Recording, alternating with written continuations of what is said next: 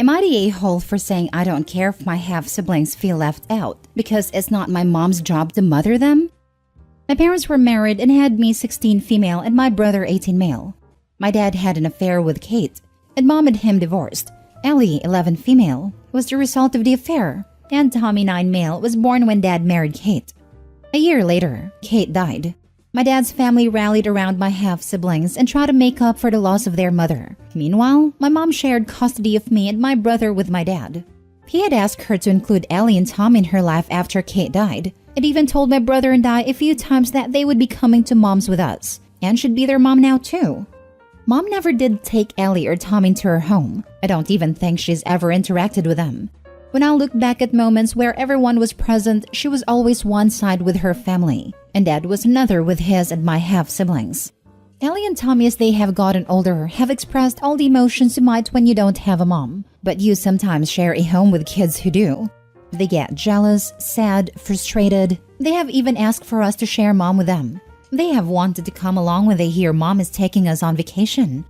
They have wanted us all to spend Christmas together too. All kinds of stuff. They also have just dad's side of the family, since none of Kate's wants to be in their lives. Well, we have both sets of grandparents and aunts and uncles involved in our lives. A few times over the years, Dad, or my grandma or uncle, have asked me if I don't dislike that my mom wouldn't open her heart to kids who are part of my family. I always said no because they are not her kids, and so it doesn't make sense to me that she would. My dad wanted to try and get my half-siblings' wish to come true for a Christmas, where we're all together, which would include my brother and I and our mom. Mom said no. She did not engage with him beyond her no. Ellie and Dad then tried to get me to talk mom around and I said no, and I told them I did not want to talk her around. Ellie got upset hearing that and left. Dad and my grandparents then cornered me later and asked me how can I say that when I know Ellie and Tommy feel left out and that they crave mothering. I told them I don't care if they feel left out because it's not my mom's job to mother them, and I would never expect her to do it. And since one can't be fixed without the other thing happening, as in them feeling left out can't be fixed unless they feel like they now have a mom in my mom, then I realized it's not going to happen. They told me my mom could, and should, have love for them as her children's siblings.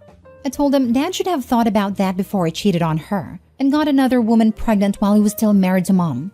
Am I the a-hole? Now for the top comments. I think the only a-holes are your father and any family member who put into those kids' heads when they are only 11 and 9 that your mother should have accepted and loved them as they were her own. I get you saying it to them, but you gotta understand that those kids have been brainwashed to believe your mother owed them something. Those kids need therapy and to be removed from your father's care because he's doing a lot of damage with his BS.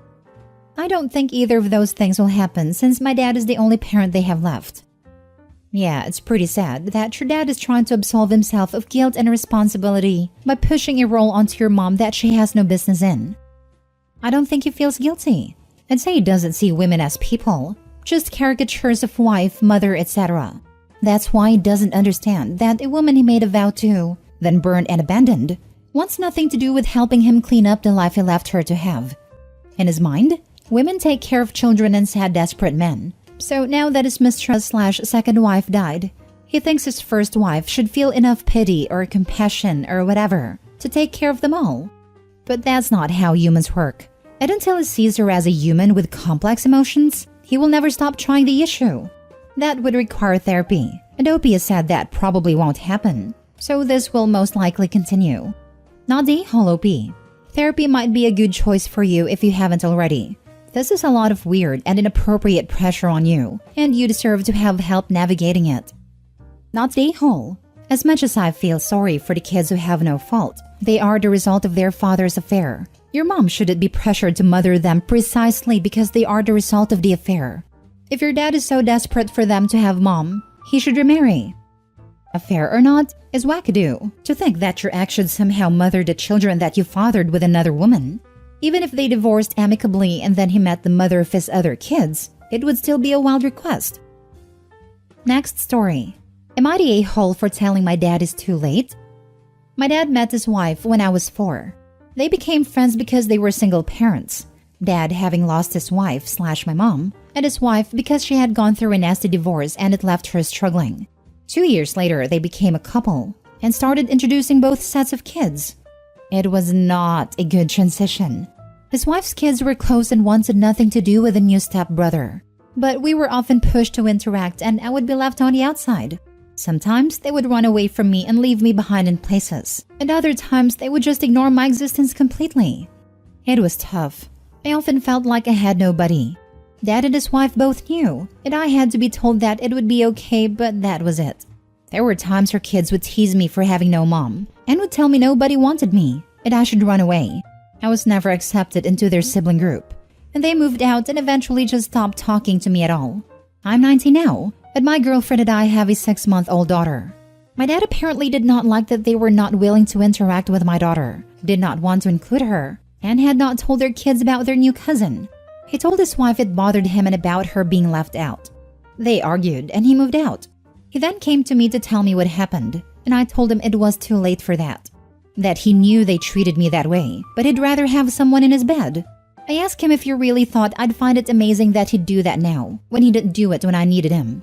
I said I would never have exposed my daughter to them, so he could have not blown up his marriage, and he called me ungrateful. Am I the a-hole? Not the a-hole. They weren't there to support you emotionally, and apparently were abusive, so extremely entitled for them to expect and demand attention. He flat out told you he chose the new wife to be in his bed over you. Now he gets to lay in the mess he made. Not the a-hole. The cynical side of my brain thinks your dad was already thinking of leaving them and thought this was the perfect excuse to do so and win brownie points with you at the same time. I find it very doubtful that he just suddenly grew a conscience about the treatment you have received for decades. Good on you for having a spine and calling him out on his behavior. My cynical side concurs and adds that it's likely because he only really realized after the divorce that his stepchildren never really cared for him either. After they told him to GTFO because it's not their kid's grandfather after he tried to visit. Strong vibes of doing the bare minimum while expecting effusions of gratitude here. Your dad never tried to create a smooth transition towards blended family. He knew how abandoned and alone you felt. He let the situation go on because what mattered most was not being single anymore, not your well-being and feeling accepted and loved in your own home, which is basically a child's only/principal safe space. He can't go Pikachu face when the step-siblings, who were never interested in you, are still not interested in you or in your kid. And he can't go Pikachu face because you don't care that, now that you're an adult, that you don't care either about them. Your dad sounds so self-centered. I wouldn't be surprised to learn that his relationship with your stepmother was not going well, and he just decided to make it implode in a way that makes him look good and would make you gain his respect, or something. Because what was the point of moving out over an issue between grown children? Right now. But back when the relationship was new and going well, it did not matter that your step-siblings were casting you out.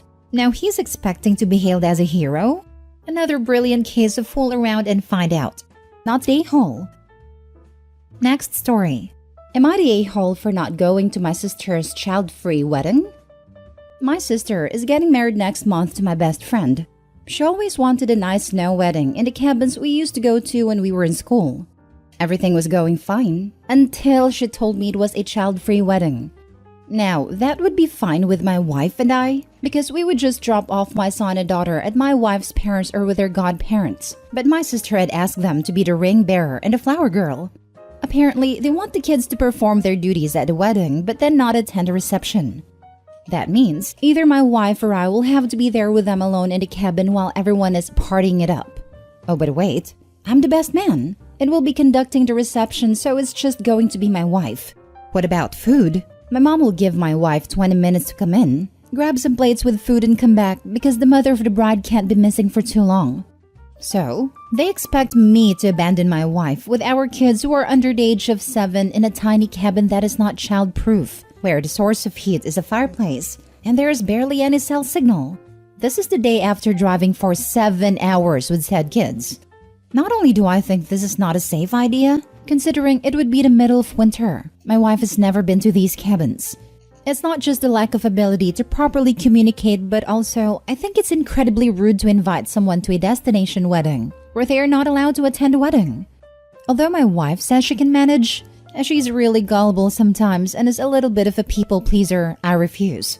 She's not being treated like a guest, but as the babysitter for the ring bearer and flower girl. I try to talk to my sister and the a-hole I call my best friend, who always preaches about being there for friends, loyalty and whatnot, but they're not conceding or willing to compromise. I ask if my kids could attend until the toasts, games, and food. Then all 4 of us would retire to the cabin and let them party. No. If we could go completely child-free and leave the kids behind. No. If I just attend a wedding and retire to the cabin after the wedding. No. My sister is against all of these ideas while the a-hole has taken a temporary vow of silence. So, I'm angry and said I'm not coming, which in turn began the messages and calls from everyone. My family, the groom's family, and their/our friends. My wife has openly said that she can manage this, but I know that's just to keep the peace. My kids are also upset, because before asking us, my sister and the a-hole asked them first to participate in the wedding, and they were really excited because they're close with both of them. With all these calls and messages, I feel I'm going crazy, and maybe I'm the a-hole instead. So, am I? Now for the top comments. Not the a-hole. If she wants child-free, then she does not need your kids as props. As a parent, you have the right to not attend a child-free wedding without guilt. Tell her she should hire some local children for the gig.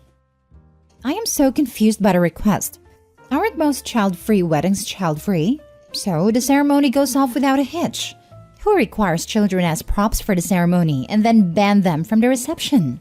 If these children can be trusted with the key roles in the wedding, why not trust that they can behave for the reception? Or at least a part of it? She's not being treated like a guest, but as the babysitter for the ring bearer and a flower girl. You are an awesome husband. I like where this is headed. When it comes to Mr. A-hole and Mrs. A-hole-to-be, they want to bestow the honor of making you their best man. But unfortunately, that honor comes at a hefty price. In order to fulfill your duties, you'll have to alienate your family for the reception. So, of course, it's totally reasonable and absolutely 100% expected of you to tell your wife and kids to go screw themselves while you're living it up to their reception. Totally sarcasm, by the way. You asked for compromises and they told you no. You even asked to leave after the ceremony. They said no. They left you with no options but to tell them, congratulations, you are officially out of luck. If this was a test to prove to your sister and her fiancé who your loyalty was with, you passed. You showed them that your family comes first, and you won't be throwing them to the wolves while you cower to the pack. Congratulations, and a toast to Mr. and Mrs. A-hole. May they have a lonely and miserable future ahead of both of them. Not the a-hole. Last story. Am I the a-hole for telling my brother off when he berated my daughter for not changing her cousin's diaper?